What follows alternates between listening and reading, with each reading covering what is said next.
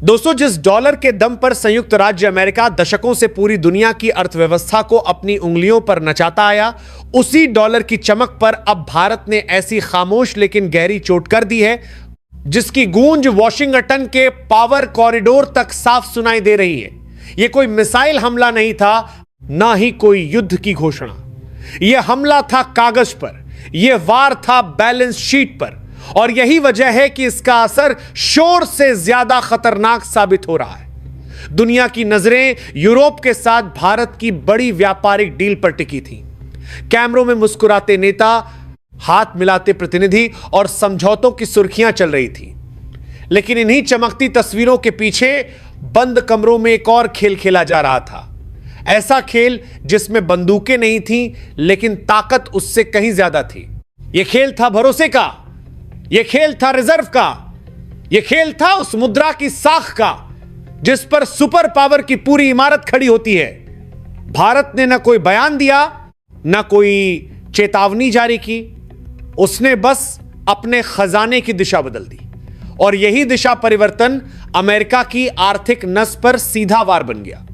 खबर यह है कि भारत ने अमेरिकी ट्रेजरी बॉन्ड पर अपनी निर्भरता को धीरे धीरे कम करना शुरू कर दिया है और उसी पूंजी को ऐसी संपत्ति में बदलना तेज कर दिया है जिसे हजारों सालों से असली ताकत का प्रतीक माना जाता रहा है। सोना, कागज से धातु की ओर यह सफर सिर्फ निवेश का नहीं है, यह एक संदेश है, एक रणनीतिक संकेत है कि नई दिल्ली अब जोखिम को पहचान रही है और अपनी आर्थिक सुरक्षा को कागजी वादों से निकालकर ठोस संपत्ति में बदल रही है। दुनिया के बड़े फाइनेंशियल सेंटरों में इस फैसले को साइलेंट स्ट्रेटेजिक शिफ्ट कहा जा रहा है।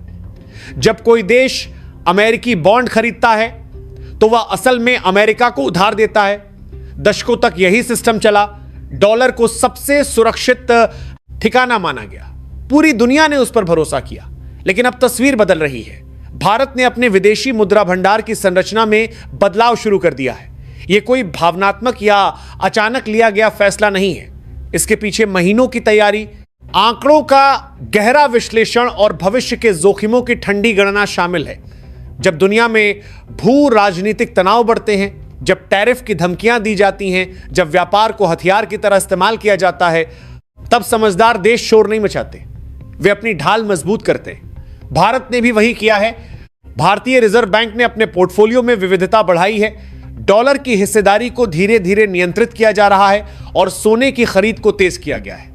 यह कदम केवल अमेरिका को संकेत देने के लिए नहीं है, बल्कि अपनी मुद्रा की साख को मजबूत करने के लिए भी है। सोना किसी सरकार का मोहताज नहीं होता, उस पर कोई प्रतिबंध नहीं लगाया जा सकता, किसी राजनीतिक बयान से उसकी कीमत रातों रात शून्य नहीं हो जाती।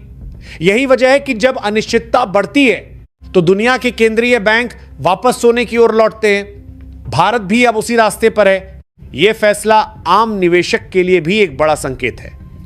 अर्थव्यवस्था केवल आंकड़ों से नहीं चलती, वो भरोसे से चलती है, और भरोसा वही टिकता है जिसके पीछे ठोस संपत्ति खड़ी हो। जब किसी देश के पास मजबूत गोल्ड रिजर्व होता है तो उसकी मुद्रा के पीछे एक मनोवैज्ञानिक सुरक्षा दीवार बन जाती है। विदेशी निवेशक ये मानते हैं कि यह देश झटकों को झेलने की क्षमता रखता है। यही कारण है कि भारत का यह कदम वैश्विक निवेशकों के लिए भी एक सकारात्मक संकेत की तरह देखा जा रहा है। यह केवल रिजर्व मैनेजमेंट का मामला नहीं है, यह आर्थिक संप्रभुता का बयान है।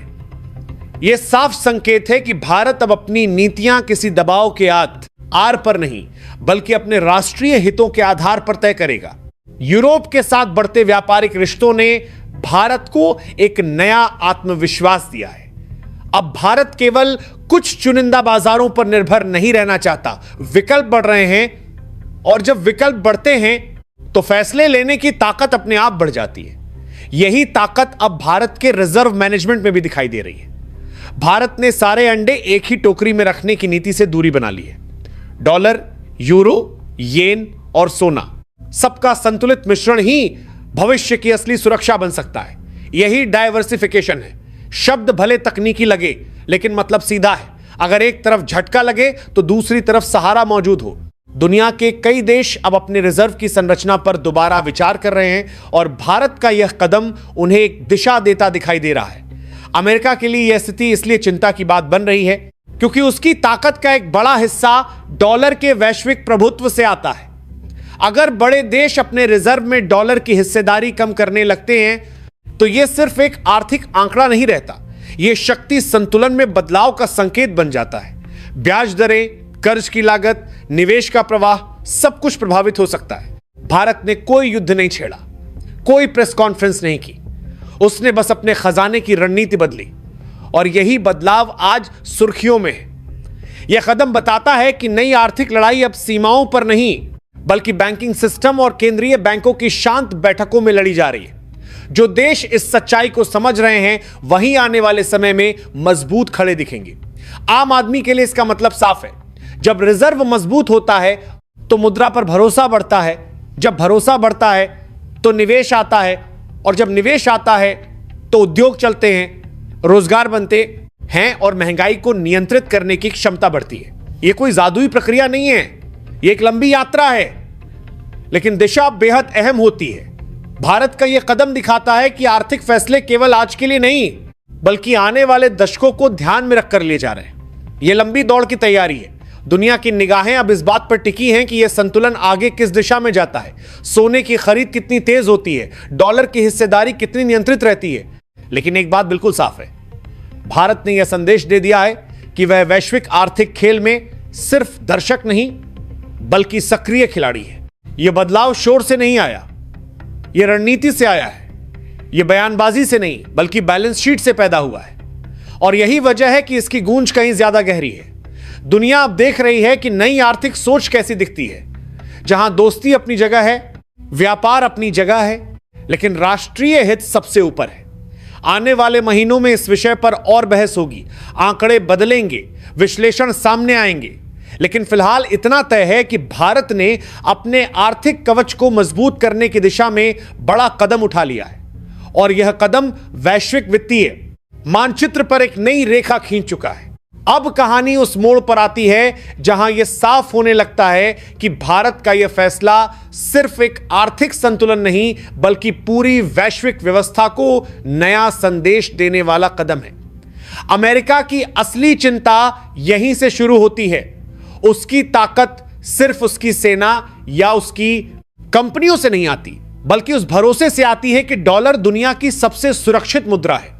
जब तक यह भरोसा कायम रहता है तब तक अमेरिका दुनिया से सस्ते कर्ज पर पैसा उधार ले सकता है, अपने घाटे को संभाल सकता है और वैश्विक नीतियों पर दबाव बना सकता है। लेकिन जब बड़े देश जो पचाप अपने रिजर्व की दिशा बदलने लगते हैं तो यह भरोसा धीरे धीरे दरकने लगता है। भारत का कदम इसी दरार को गहरा करता हुआ दिखाई दे रहा है। पिछले कुछ वर्षों में दुनिया ने यह देखा है कि कैसे आर्थिक फैसलों को राजनीतिक हथियार की तरह इस्तेमाल किया गया। कहीं सैंक्शन लगाए गए, कहीं भुगतान प्रणाली रोकी गई, तो कहीं टैरिफ के जरिए दबाव बनाया गया। ऐसे माहौल में यह सवाल उठना लाजमी था कि क्या किसी एक मुद्रा पर पूरी तरह निर्भर रहना सुरक्षित है। भारत ने इसी सवाल का जवाब अपने तरीके से दिया है। उसने किसी मंच से यह नहीं कहा कि वो डॉलर के खिलाफ है, लेकिन उसके आंकड़े यह जरूर दिखा रहे हैं कि वो जोखिम को बांट रहा है। यही वजह है कि अंतर्राष्ट्रीय विश्लेषक इसे डी रिस्किंग स्ट्रेटजी के रूप में देख रहे हैं, न कि किसी टकराव के रूप में। इस पूरी तस्वीर में एक और अहम परत है और वह है उभरते देशों का आपसी सहयोग। ब्रिक्स देशों के बीच स्थानीय मुद्रा में व्यापार बढ़ाने की कोशिशें, वैकल्पिक भुगतान तंत्र और वित्तीय सहयोग के नए मॉडल इस बदलाव को और गहराई देते हैं। भारत इस समूह में एक संतुलित भूमिका निभा रहा है। वह किसी भी ध्रुव के साथ पूरी तरह खड़ा होने के बजाय बहुत ध्रुवीय दुनिया की बात कर रहा है। इसका मतलब साफ है कि भारत अपने लिए विकल्प खुला रखता है। विकल्प वही चीज है जो किसी भी देश की सौदेबाजी की ताकत तय करती है। जब विकल्प होते हैं तब दबाव काम नहीं करता। यूरोप के साथ बढ़ता व्यापार, एशिया के देशों के साथ स्थानीय मुद्रा में लेना देन और ऊर्जा आयात के लिए वैकल्पिक भुगतान ढांचे, ये सब मिलकर भारत को उस स्थिति में ला रहे हैं जहां वो केवल उपभोक्ता बाजार नहीं बल्कि नियम बनाने वाला खिलाड़ी बनता दिख रहा है। यही बात अमेरिका को असहज करती है, क्योंकि दशकों तक वैश्विक आर्थिक नियमों का केंद्र वही रहा है। अब अगर भारत जैसे बड़े देश अपने फैसले खुद तय करने लगे तो शक्ति संतुलन अपने आप बदलने लगता है। यह बदलाव अचानक नहीं होता, लेकिन जब होता है तो उसे रोकना आसान नहीं होता। घरेलू स्तर पर इस रणनीति का असर धीरे धीरे लेकिन स्थायी रूप से दिखाई देता है।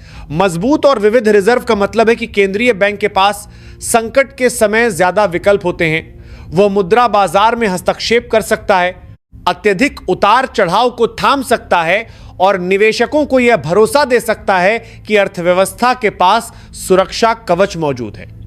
यही भरोसा उद्योगों को लंबे समय के निवेश का साहस देता है। जब उद्योग निवेश करते हैं तो उत्पादन बढ़ता है, रोजगार के अवसर बनते हैं और अर्थव्यवस्था की जड़ें मजबूत होती हैं। यह सीधा और त्वरित असर नहीं है, लेकिन दिशा बिल्कुल साफ है। आम आदमी के लिए यह पूरी कहानी क्यों मायने रखती है, इसका जवाब भी इसी कड़ी में छिपा है। जब देश की मुद्रा स्थिर रहती है तो आयातित महंगाई पर नियंत्रण आसान होता है। तेल, गैस और जरूरी कच्चे माल की कीमतों में अचानक उछाल का असर सीमित रहता है। इससे रोजमर्रा की जिंदगी में स्थिरता आती है। यही वजह है कि रिजर्व मैनेजमेंट को केवल वित्तीय विशेषज्ञों का विषय मानना भूल होगी। यह हर उस व्यक्ति से जुड़ा है जिसकी आय, बचत और खर्च अर्थव्यवस्था से जुड़े हुए हैं। भारत की मौजूदा रणनीति यह भी दिखाती है कि अब फैसले केवल प्रतिक्रियात्मक नहीं रहे। पहले झटका लगता था, फिर प्रतिक्रिया आती थी। अब जोखिम को पहले पहचान कर तैयारी की जा रही है। यही परिपक्वता किसी भी अर्थव्यवस्था को मजबूत बनाती है। दुनिया ने 2008 की वित्तीय मंदी देखी, महामारी के दौरान बाजारों का गिरना देखा और कई देशों में मुद्रा संकट भी देखा। इन अनुभवों ने यह सिखाया कि केवल कागजी वादों पर आधारित व्यवस्था लंबे समय तक सुरक्षित नहीं रहती। भारत ने इन सब अनुभवों से सबक लेते हुए अपनी ढाल पहले से मजबूत करनी शुरू कर दी है। वैश्विक निवेशकों के लिए यह संकेत बेहद अहम है। निवेशक उस देश में पैसा लगाना चाहते हैं जहां नीति में निरंतरता हो, निर्णय में स्पष्टता हो और रिजर्व में मजबूती दिखे। भारत की मौजूदा दिशा इन्हीं तीनों तत्वों को मजबूत कर रही है। यही कारण है कि अंतर्राष्ट्रीय फाइनेंशियल सर्किल में भारत को अब केवल तेजी से बढ़ती अर्थव्यवस्था नहीं, बल्कि स्थिर और दूरदर्शी सिस्टम के रूप में देखा जाने लगा है। यह छव्य बनना किसी भी देश के लिए सबसे बड़ी पूंजी होती है। अमेरिका के लिए यह पूरी प्रक्रिया इसलिए चुनौतीपूर्ण है क्योंकि यह किसी एक फैसले या बयान से जुड़ी नहीं है। यह एक संरचनात्मक बदलाव है, ऐसा बदलाव जिसे पलटना आसान नहीं होता। भारत ने अपने कदम इस तरह रखे हैं कि वह किसी टकराव में भी नहीं जाता और अपने हितों की रक्षा भी करता है। यही आधुनिक आर्थिक कूटनीति है। बिना शोर किए, बिना विवाद बढ़ाए अपने लिए मजबूत स्थिति बनाना। यह रणनीति दिखाती है कि आर्थिक युद्ध अब भाषणों से नहीं, बल्कि बैलेंस शीट से लड़े जाते हैं। आने वाले समय में दुनिया इस संतुलन को और करीब से देखेगी। यह देखा जाएगा कि सोने की हिस्सेदारी किस रफ्तार से बढ़ती है, बहुमुद्रा ढांचा कितना गहरा होता है और व्यापार के वैकल्पिक रास्ते कैसे मजबूत होते हैं। लेकिन इतना तय है कि भारत ने यह साफ कर दिया है कि वो वैश्विक आर्थिक खेल में नियम मानने वाला ही नहीं, बल्कि नियम गढ़ने की क्षमता रखने वाला देश बनना चाहता है। यह आत्मविश्वास अचानक पैदा नहीं हुआ है। इसके पीछे वर्षों की तैयारी, नीतिगत स्थिरता और भविष्य को लेकर स्पष्ट सोच है। आज चर्चा केवल इस बात की नहीं है कि भारत क्या कर रहा है, बल्कि इस बात की है कि दुनिया इसे कैसे देख रही है। अंतर्राष्ट्रीय बाजारों में यह संदेश जा चुका है कि भारत रिएक्शन देने वाला देश नहीं, बल्कि एक्शन लेने वाला देश बन चुका है। रिजर्व की मजबूती, सोने की बढ़ती हिस्सेदारी, बहुमुद्रा संतुलन और वैकल्पिक व्यापारिक रास्ते मिलकर एक ऐसी आर्थिक दीवार बना रहे हैं जिसे अचानक आई कोई आंधी गिरा नहीं सकती। यही वजह है कि दुनिया के बड़े फाइनेंशियल हाउस भारत को अब एक भरोसेमंद और रणनीतिक भागीदार के रूप में देखने लगे हैं। आखिर में पूरी कहानी का सार यही है कि असली ताकत केवल जीडीपी के आंकड़ों से तय नहीं होती। असली ताकत उस भरोसे से तय होती है जो किसी देश की मुद्रा और उसके खजाने के पीछे खड़ा होता है। भारत अब उसी भरोसे को धीरे धीरे अपने पक्ष में खींचता दिखाई दे रहा है। जब कोई देश अपने रिजर्व की संरचना बदलता है तो वह केवल निवेश नहीं बदलता, वह भविष्य की दिशा बदलता है। भारत ने यही किया है। यह बदलाव शोर से नहीं, बल्कि सोच समझकर उठाए गए कदमों से आया है और यही इसे सबसे ज्यादा प्रभावशाली बनाता है। चलिए अब बात करते हैं दूसरी बड़ी खबर की। दोस्तों, आज की दुनिया बिल्कुल उस फिल्मी सीन जैसी है जहां सब कुछ ऊपर से शांत दिखता है, कैमरा स्लो चलता है, बैकग्राउंड म्यूजिक हल्का होता है, लेकिन जैसे ही कैमरा जूम करता है पता चलता है कि अंदर आग सुलग रही है। आज अगर इस धरती का सबसे ज्यादा गर्म इलाका कोई है तो वो मिडिल ईस्ट है, और मिडिल ईस्ट में अगर सबसे ज्यादा टेंशन वाला नाम कोई है तो वो है ईरान। बाहर से देखने पर लगेगा कि सब कंट्रोल में है, सरकार चल रही है, सिस्टम काम कर रहा है, लेकिन अंदर हालात ऐसे हैं कि हर गुजरता दिन एक नई चिंगारी छोड़ रहा है। अमेरिका और ईरान की लड़ाई अब सिर्फ भाषणों, प्रेस कॉन्फ्रेंस या कैमरे के सामने दिए गए बयानों तक सीमित नहीं रही। यह अब उस लेवल का खेल बन चुका है जहां बातें शब्दों से नहीं बल्कि चालों से होती हैं। यहां धमकियां ट्विटर पर नहीं, सिस्टम के अंदर दी जाती हैं। यहां हमला मिसाइल से नहीं बल्कि पैसों की नली दबाकर किया जाता है। अमेरिका यह अच्छी तरह जानता है कि ईरान इस वक्त अंदर से मजबूत स्थिति में नहीं है। आम जनता परेशान है, महंगाई ने कमर तोड़ रखी है, इकॉनमी सांसों पर चल रही है, सिस्टम पहले से ही भारी दबाव झेल रहा है, और इतिहास गवाह है कि जब भी सामने वाला कमजोर दिखता है अमेरिका दबाव बढ़ाने का कोई मौका नहीं छोड़ता। यह उसकी पुरानी आदत है, पुरानी रणनीति है। लेकिन कहानी यहां सीधी नहीं चलती, क्योंकि इसी बीच एक ऐसा देश चुपचाप एक चाल चलता है जो आमतौर पर शोर मचाकर नहीं खेलता। एक ऐसा देश जो न धमकी देता है न बयानबाजी करता है, वो देश है भारत। दुनिया को लगा कि भारत बस अपने लोगों को सुरक्षित निकालने में लगा है, और हां, यह सच भी है। भारत उन गिने चुने देशों में है जो अपने नागरिकों को संकट के समय अकेला नहीं छोड़ते। लेकिन अगर आप सोचते हैं कि भारत की पूरी रणनीति सिर्फ यही तक थी, तो आप बहुत बड़ी भूल कर रहे हैं, क्योंकि असली खेल कैमरों से दूर पर्दे के पीछे खेला जा रहा था। असल बात यह है कि भारत ने ऐसा प्लान तैयार किया जिसने वॉशिंगटन में बैठे बड़े बड़े दिमागों को सोच में डाल दिया। भारत की तरफ से सैकड़ों ट्रकों का एक पूरा काफिला ईरान की ओर बढ़ने वाला है। यह कोई इमोशनल मदद नहीं है, यह कोई सस्ती सहानुभूति नहीं है, यह एक बेहद ठंडे दिमाग से खेला गया कूटनीतिक दांव है। सबसे चौंकाने वाली बात यह है कि अमेरिका सब कुछ देख रहा है, हर मूव पर नजर है, हर रास्ते की जानकारी है, फिर भी वो भारत को रोक नहीं पा रहा, न सीधे न घुमा फिरा कर। भारत बिना किसी टकराव के, बिना किसी शोर के अपनी लाइन पर आगे बढ़ रहा है। अब यहीं पर सबसे बड़ा सवाल खड़ा होता है, भारत आखिर इतना बड़ा रिस्क क्यों ले रहा है? और उससे भी बड़ा सवाल यह कि जिस अमेरिका के प्रतिबंध दुनिया के कई देशों की कमर तोड़ चुके हैं, वही अमेरिका भारत के इस कदम पर बेबस क्यों दिख रहा है? उन ट्रकों में ऐसा क्या है जो इस पूरे मामले को इतना संवेदनशील बना देता है? यहीं से यह कहानी सिर्फ ईरान या अमेरिका की नहीं रह जाती। यह कहानी भारत की रणनीति, उसकी सोच और उसकी नई विदेश नीति की बन जाती है। और आज हम इसी कहानी की एक एक परत आसान भाषा में खोलने वाले हैं। लेकिन उससे पहले अगर आप ये वीडियो देख ही रहे हैं तो बस एक सेकंड निकालकर लाइक बटन दबा दीजिए और चैनल को सब्सक्राइब कर लीजिए। आपके लिए ये एक सेकंड होगा, लेकिन हमारे लिए बहुत बड़ी ताकत है। दोस्तों, किसी भी देश को समझने के लिए उसके नेताओं के भाषण नहीं, उसके आम आदमी की जिंदगी देखनी पड़ती है। और अगर आज आप ईरान की सड़कों पर उतर कर देखें तो वहां की सच्चाई न्यूज चैनलों की हेडलाइन से कहीं ज्यादा भारी और दर्दनाक है। ईरान इस वक्त ऐसे आर्थिक दौर से गुजर रहा है जहां आदमी के पास पैसा होते हुए भी उसे खुद को गरीब महसूस करना पड़ता है। वजह बहुत सीधी है, पैसे की कीमत हर दिन पिघल रही है। हालात ऐसे बन चुके हैं कि जो चीज आप सुबह खरीदते हैं वही शाम तक महंगी हो जाती है।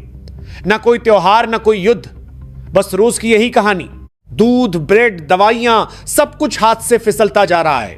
लोग मेहनत कर रहे हैं लेकिन मेहनत का फल उनकी जेब तक पहुंच ही नहीं पा रहा। ऊपर से बेरोजगारी ने हालात और बिगाड़ दिए हैं। युवाओं के पास डिग्रियां हैं, हुनर है, काबिलियत है, लेकिन काम नहीं है। फैक्ट्रियां सुस्त पड़ी हैं, बिजनेस दबाव में है, नए मौके पैदा ही नहीं हो रहे। अब जरा इस बात पर ध्यान दीजिए, जब हम महंगाई की बात करते हैं तो अक्सर पाकिस्तान, वेनेजुएला या जिम्बाब्वे का नाम लेते हैं, लेकिन सच्चाई यह है कि इस वक्त ईरान की हालत इन सब से भी ज्यादा खराब है। भारत में अगर महंगाई 4 या 5% तक पहुंच जाए तो टीवी स्टूडियो में हंगामा मच जाता है।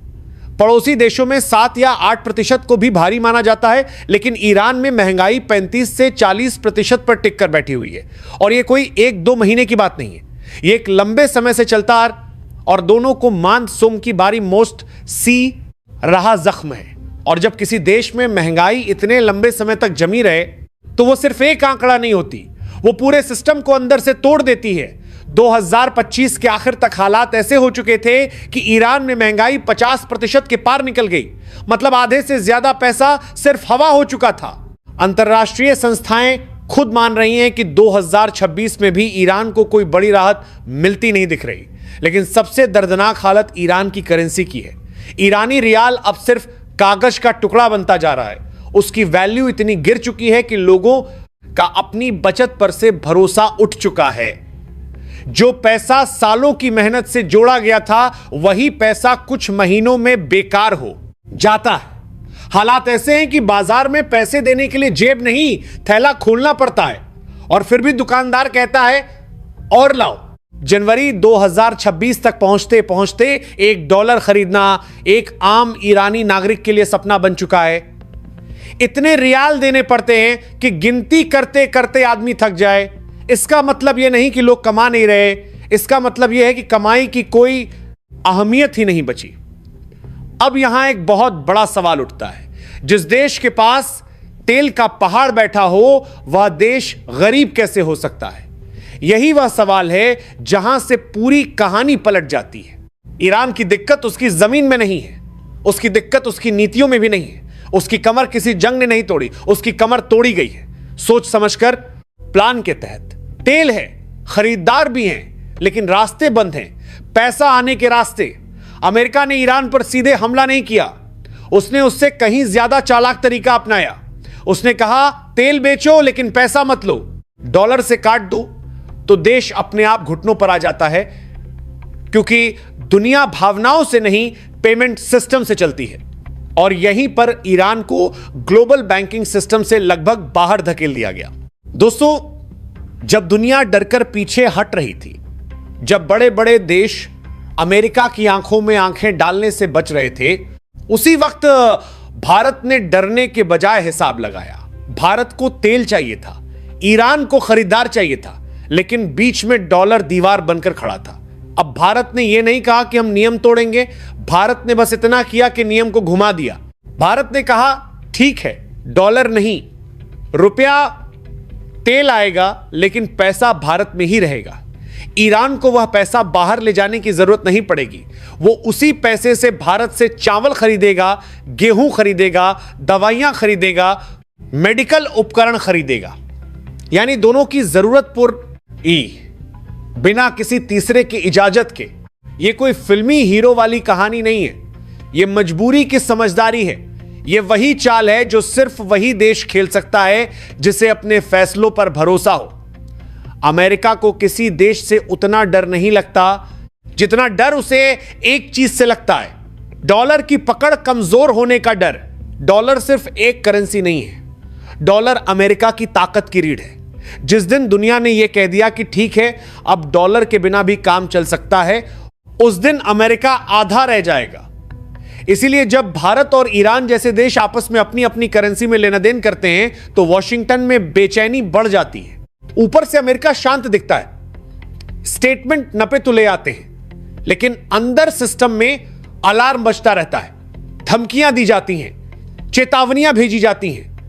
कहा जाता है कि जो ईरान से व्यापार करेगा उसे कीमत चुकानी पड़ेगी, टैक्स की, दबाव की, सजा की। और हां, इस लिस्ट में भारत का नाम बहुत साफ साफ लिखा होता है, लेकिन भारत वो देश है जो सुनता सबका है, करता अपना है। अब वही सवाल जो हर भारतीय के मन में आता है, अगर अमेरिका कल बोले कि भारत पर 25% एक्स्ट्रा टैक्स लगेगा, तो क्या भारत पीछे हट जाएगा? जवाब है नहीं। भारत शोर नहीं करता, भारत तैयारी करता है। और यही फर्क है। आज भारत अगर संयम में दिख रहा है तो इसे कमजोरी मत समझिए। इस वक्त भारत की पहली प्राथमिकता वहां फंसे अपने लोग हैं। पहले इंसान सुरक्षित, फिर राजनीति। लेकिन इतिहास गवाह है, जैसे ही भारत के लोग सुरक्षित बाहर आते हैं, भारत की भाषा बदल जाती है। अब आते हैं उस चीज पर जिसने पूरी दुनिया का ध्यान खींच लिया है, ट्रकों का काफिला। बहुत जल्द वो तस्वीरें सामने आएंगी, एक के पीछे एक चलते ट्रक, लंबी लाइन ईरान की ओर बढ़ता हुआ। भारत का संदेश, ये ट्रक कोई ताकत दिखाने के लिए नहीं है, ये कोई धमकी नहीं है, इन ट्रकों में न मिसाइल है न गोला बारूद। भारत वो देश नहीं है जो आग में घी डाले। इन ट्रकों में होगा खाने का सामान, दवाइयां, मेडिकल मशीनें, जरूरी उपकरण और वो हर चीज जो आम आदमी की जिंदगी से जुड़ी है, क्योंकि वहां राजनीति भूखी नहीं है, वहां आम लोग भूखे हैं। वहां अस्पतालों में नारे नहीं चाहिए, दवाइयां चाहिए। वहां बच्चों को भाषण नहीं, दूध चाहिए। और बदले में ईरान से जो आएगा वो भी कोई रहस्य नहीं है। खेती से जुड़ा सामान, सूखे मेवे, केसर जैसे कीमती प्रोडक्ट। मतलब साफ है, दोनों तरफ फायदा, किसी तीसरे को नुकसान नहीं। अब यहां लोग पूछते हैं अमेरिका रोकेगा नहीं, और यहीं भारत ने असली चाल चली है। भारत किसी छेद से नहीं, सीधे कानून से खेल रहा है। दुनिया का कोई भी कानून, कोई भी प्रतिबंध किसी बीमार को दवा देने से नहीं रोक सकता, किसी भूखे को खाना देने से नहीं रोक सकता। इसे कहते हैं मानवीय व्यापार, ह्यूमैनिटेरियन ट्रेड। यह बात अमेरिका भी जानता है, संयुक्त राष्ट्र भी जानता है। अगर अमेरिका इस पर उंगली उठाएगा तो उंगली उसी की तरफ घूम जाएगी। भारत को कुछ बोलने की जरूरत भी नहीं पड़ेगी, बस एक सवाल काफी होगा, क्या आप सच में दवाइयों पर टैक्स लगाना चाहते हैं? क्या आप सच में खाने पर रोक लगाना चाहते हैं? यहीं पर पूरा खेल पलट जाता है। इसीलिए इसे जिद नहीं कहते, इसे समझदारी कहते हैं, बिना लड़े जीतने की कोशिश। दोस्तों, इस पूरी कहानी में एक और बेहद अहम किरदार है जिसे अक्सर नजरअंदाज कर दिया जाता है, चाबहार पोर्ट। यह सिर्फ एक बंदरगाह नहीं है, यह भारत की रणनीति का दरवाजा है। सोचिए, एक ऐसा रास्ता जो भारत को सीधे अफगानिस्तान और मध्य एशिया तक ले जाए, एक ऐसा रास्ता जो पाकिस्तान की बंद दीवार को भी बाईपास कर दे। भारत ने इस पोर्ट में अरबों रुपए लगाए हैं, लेकिन उससे भी ज्यादा लगाया है दिमाग। जब रास्ता बंद हो तो खुद का रास्ता बनाना पड़ता है। यही चाबहार पोर्ट आज भारत को सिर्फ ईरान तक नहीं बल्कि रूस और यूरोप तक जोड़ता है। इसे कहते हैं international north south transport corridor. अब आप सोचिए, वही ट्रक जो भारत से निकलेंगे उनमें क्या जाएगा? ना हथियार, ना बम, जाएगा चावल, दवाइयां, मेडिकल सप्लाई, बच्चों के लिए दूध, अस्पतालों के लिए जरूरी उपकरण। भारत यह सब बिना शोर मचाए, बिना दिखावे के भेज रहा है, और बदले में ईरान से आने वाला सामान भारत के किसानों, व्यापारियों और बाजारों को फायदा देगा। यानी यह सिर्फ विदेश नीति नहीं है, यह घरेलू मजबूती भी है। अब अमेरिका क्या करेगा? धमकी देगा, बयान देगा, शायद टैक्स की बात करेगा। लेकिन भारत ने इतनी साफ सुथरी डिप्लोमेसी खेली है कि अमेरिका चाहकर भी इसे पूरी तरह रोक नहीं सकता। यह ट्रक सिर्फ सामान नहीं ढो रहे, यह ट्रक भारत की बढ़ती ताकत, उसके आत्मविश्वास और अपने फैसले खुद लेने की क्षमता का ऐलान है। यह वही भारत है जो किसी के दबाव में नहीं झुकता, अपने दोस्तों को मुश्किल वक्त में नहीं छोड़ता और इंसानियत को राजनीति से ऊपर रखता है। दोस्तों, इस पूरी कहानी को अगर एक लाइन में समझना हो तो इतना जान लेना काफी है कि यह सिर्फ ईरान और अमेरिका की खींचतान नहीं है, बल्कि यह उस बदलती हुई दुनिया की तस्वीर है जहां ताकत अब सिर्फ हथियारों से नहीं बल्कि दिमाग, रणनीति और समझदारी से तय होती है। आज का दौर वो नहीं है जहां एक देश उंगली उठाए और बाकी दुनिया डरकर पीछे हट जाए। आज का दौर वो है जहां हर बड़ा फैसला शोर से नहीं बल्कि चुपचाप चाल चलकर लिया जाता है। ईरान की हालत हमें यह सिखाती है कि किसी भी देश को कमजोर करने के लिए उस पर बम गिराना जरूरी नहीं होता। अगर आप उसकी अर्थव्यवस्था की नब दबा दें, उसकी करेंसी को तोड़ दें और उसके व्यापार के रास्ते बंद कर दें, तो एक तेल से भरपूर को सोड़ करने के लिए जरूरी के बारे में इस तेल से भरपूर को नंबर करने के लिए देश भी गरीब दिखाई देने लगता है। यही अमेरिका ने किया, बिना युद्ध, बिना खून खराबे के, सिर्फ सिस्टम के जरिए। और यही वजह है कि ईरान आज अंदर से कराह रहा है, आम आदमी रोजमर्रा की जरूरतों के लिए जूझ रहा है। लेकिन इसी अंधेरे में भारत की चाल एक रोशनी की तरह सामने आती है। भारत ने न तो अमेरिका को खुली चुनौती दी, न ही दुनिया के सामने कोई बगावती चेहरा दिखाया। भारत ने बस इतना किया कि उसने इंसानियत और कानून को अपनी ढाल बना लिया। दवाइयां, खाना और जरूरी सामान भेजकर भारत ने यह साफ कर दिया कि वह न तो किसी का गुलाम है और न ही किसी की राजनीति का मोहरा। वह अपने फैसले खुद लेता है और जरूरत पड़ने पर नियमों के भीतर रहकर सिस्टम को भी मात दे सकता है। यह ट्रकों का काफिला सिर्फ सहायता नहीं है, यह एक संदेश है। यह संदेश है कि भारत अब डरकर फैसले नहीं करता। यह संदेश है कि भारत की विदेश नीति अब रिएक्शन पर नहीं, कैलकुलेशन पर चलती है।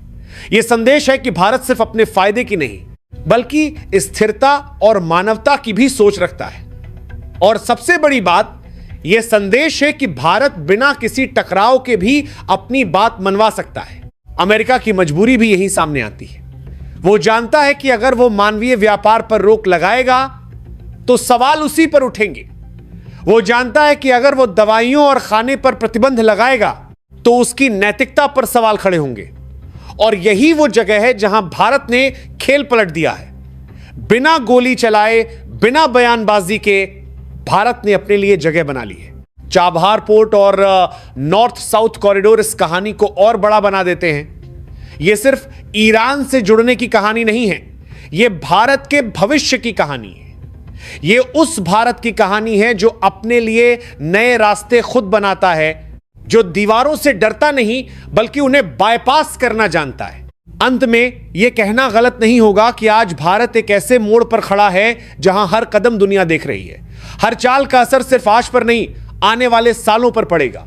और अगर भारत इसी तरह शांत, समझदार और निडर तरीके से आगे बढ़ता रहा तो वह दिन दूर नहीं जब दुनिया की नीतियां भारत को देखकर बदली जाएंगी, ना कि भारत को देखकर चेतावनियां दी जाएंगी। यह कहानी हमें एक बात साफ सिखाती है, ताकत वही नहीं होती जो सबसे ज्यादा शोर मचाए। असली ताकत वह होती है जो बिना आवाज किए पूरा खेल बदल दे। और आज यही ताकत भारत के पास है।